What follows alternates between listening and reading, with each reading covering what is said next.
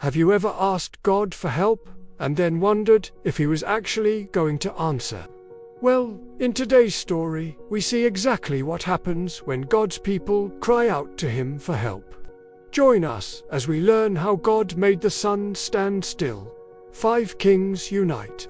Picture this: 5 Amorite kings, each with his own army, had joined forces and were marching toward the city of Gibeon. Gibeon was a city in the land of Canaan, and it was an ally of Israel.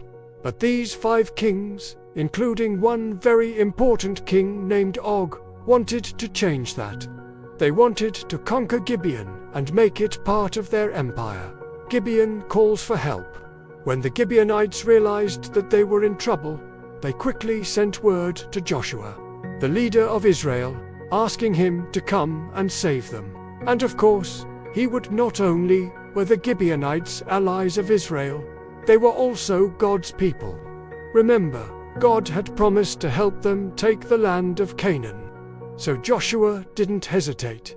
He took his army and marched to help the Gibeonites.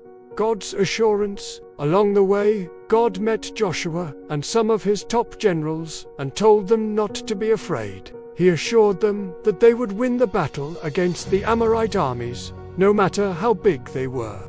After that, God told them exactly what to do. He said, "This is what you are to do. March all night, and when morning comes, attack the Amorite armies. I will throw the enemy into confusion." The surprise attack. So that's what they did. Joshua and his army marched all night long, and when the sun came up the next morning, they were in position to attack the Amorites. And what happened?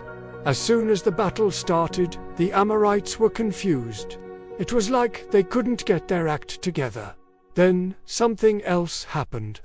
God sent a huge hailstorm, which killed more of the Amorite soldiers than all of Israel's swords combined. Joshua's bold prayer. Now, even though it seemed like God was already fighting for Israel, the battle was still going on, and things were getting pretty rough. That's when Joshua cried out to God. He said, "Oh God, please make the sun go backwards a little. Please, God, make the sun stand still on the mountain, just for a little while." The miracle. And guess what? God actually did it. The sun stood still in the sky for about a whole day.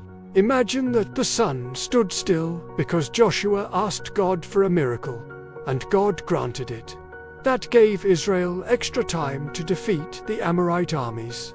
And let me tell you, they took full advantage of that time. Victory secured. At the end of the day, Israel won a complete victory. All of the Amorite soldiers were defeated, and the 5 Amorite kings were nowhere to be found.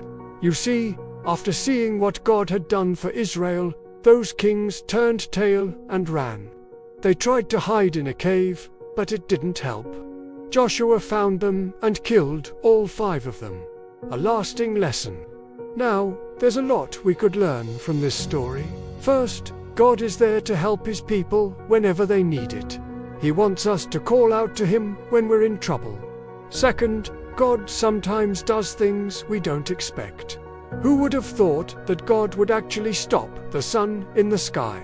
Only God can do that. Third, God answers bold prayers.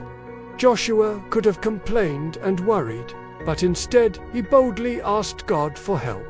And God heard his prayer. Hey, do you believe in miracles? Well, if you do, leave a comment below. We would love to hear from you. Hey, don't forget to subscribe so you never miss an exciting episode. And if you liked this video, be sure to give it a thumbs up. Thanks for watching. See you next time.